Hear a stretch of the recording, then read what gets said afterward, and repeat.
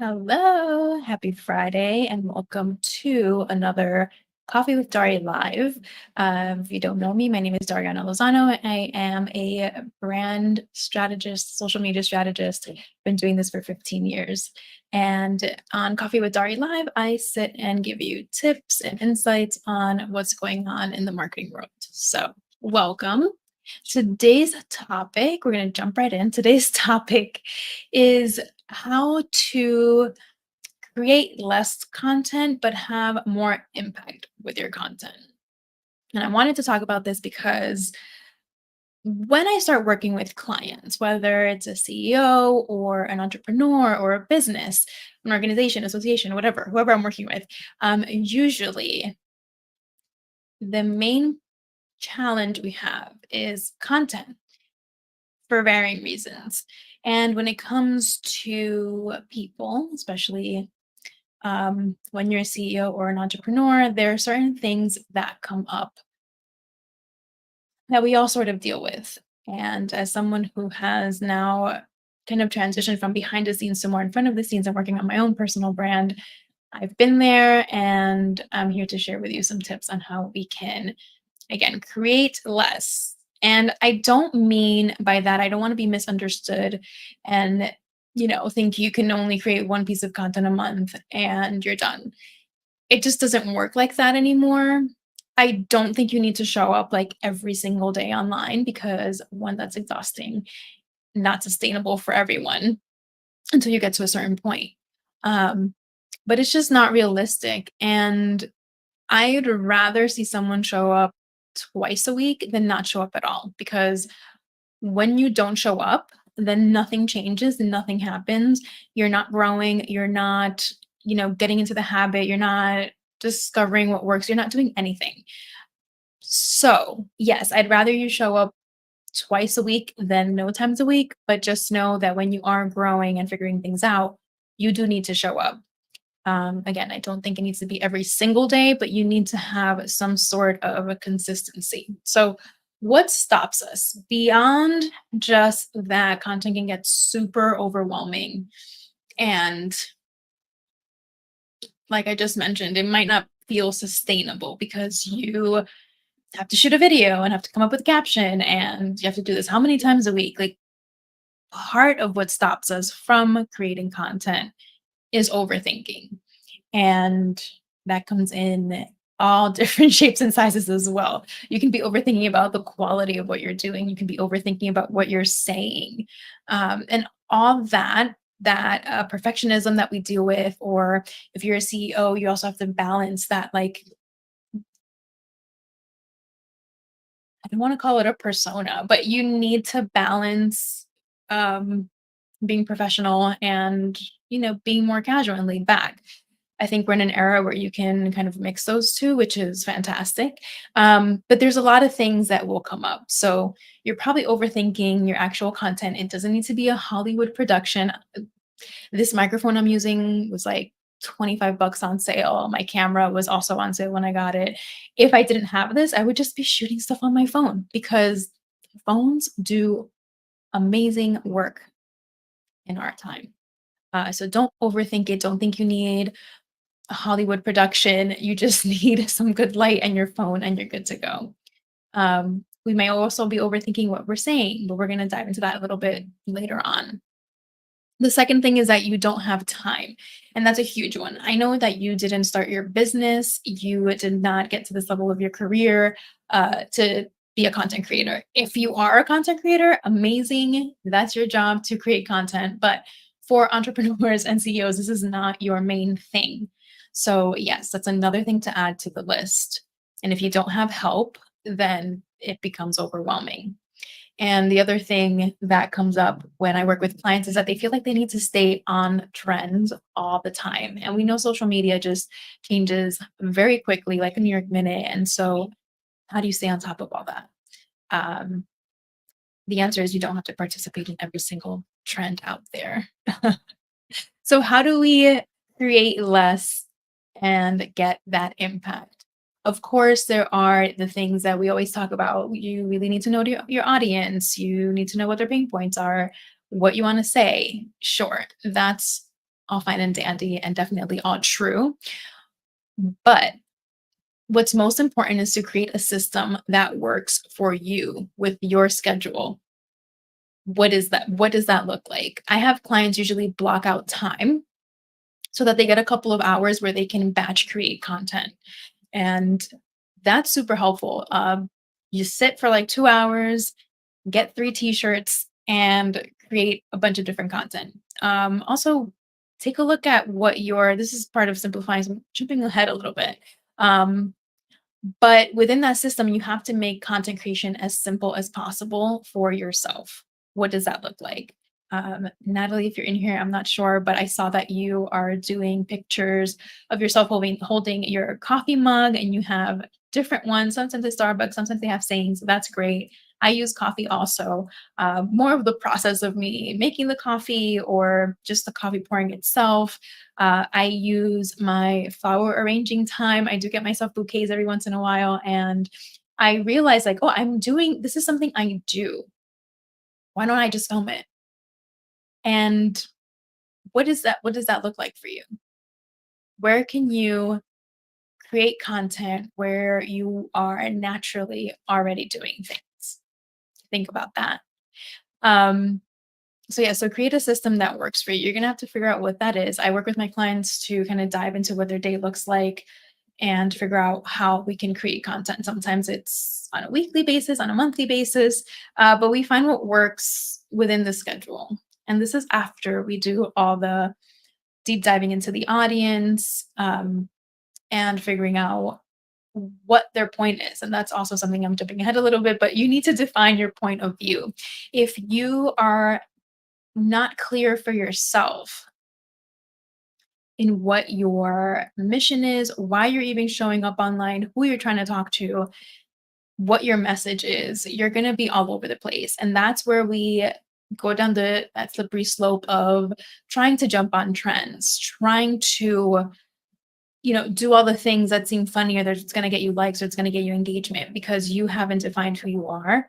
And therefore you end up doing all these random things. And it usually doesn't land, it doesn't make sense. You're exhausting yourself again because you're creating content just to do it and not because you actually have a point. So, in order to create less but have more impact in that content, beyond really knowing your audience, is just really knowing yourself and figuring out what it is you want to say, why you're even showing up. Next on my list, don't mind me, I'm flipping back and forth. I'm also trying to sit further back because as I just said, simplifying the content creation system for myself, I take some clips from these lives and I use them as reels. And if I sit too close, I just look really up close when I chop this up. So I'm trying something new. Um, okay, so the next thing I want to talk about is as you're creating the system, and here's an exercise that I love going through with clients, with myself. I do it every once in a while. um, you need to figure out where your resistance to creating content or where your resistance to showing up online is. And that shows up in different places for different people. If it's the fact that you don't love showing your face, that's a resistance point. If it's the actual captions drive you crazy, that's a resistance point. So an exercise I like to go through, take some notes on this, is I want you to create a post. As you're going through this process of creating a post and getting it out there, take note and inventory of where you are finding resistance. What's making you go, I don't love this, or doubt yourself, or the part you're overthinking. So go through the process, take an inventory, but keep going. I don't want you to stop. Don't let those points stop you. But like I said, make sure you write it down on a piece of paper if you need to, and just go through the actual process, but hit publish. Um, and see where that resistance, maybe the actual hitting publish is what bothers you. But what this helps you do is really pinpoint the areas that you need to work on, or the areas where you might need to just shake out of what part you're overthinking or what part is um, causing you trouble. It's very simple. but I promise you it'll help you. It'll bring clarity to the parts that you need to work on or the parts that bother you. And if it really is you don't like how you look on camera, there's ways around that. I do think you need to show up and show your face, but there are ways to create content that don't include that. If that's what's bothering you, I'd rather you use visuals that don't include your face, at least just to get you in the habit of putting things out there and then slowly work on putting your face out there. So please try that exercise. If there's one takeaway from this that you remember, is trying that, right? So once you find where those are, then you can create that balance for yourself. So the balance is defining your point of view, making the content creation process as easy for yourself as possible, and then just getting out and doing it.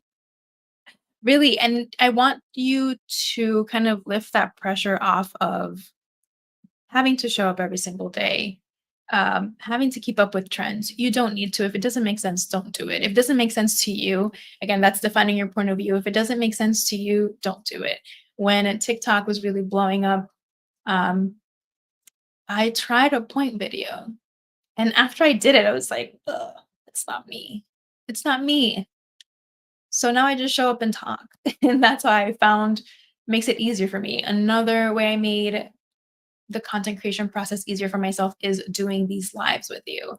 I do the lives, I have to come up with a topic. I then take these lives and I can create a ton of content from here because not only do I have the video, I can take parts of it, as I mentioned earlier, parts of it and snip it, create reels out of it, or take ideas that I talked about within this and make it into a reel or a carousel post or a single image post. There's so many things that I can do from here. So, what does that look like for you? Maybe you don't want to go live, that's fine. But how can you make this process easy for yourself? And that is how you create impact. There's also other things that you can do more tactic wise. If you are having trouble with just getting out there or you don't know what to say, one of my big tips is to what's happening in your industry, what's happening in the world around you that you can share, but with your own point of view. That way, you're not forced to come up with an idea, but people still get to know you because you are expressing your point of view and you're expressing how you think through this other piece of content that you're commenting on or putting your thoughts and spins on. If you have any questions, I will take them. Go ahead and put them in the chat. I'm gonna go check this on.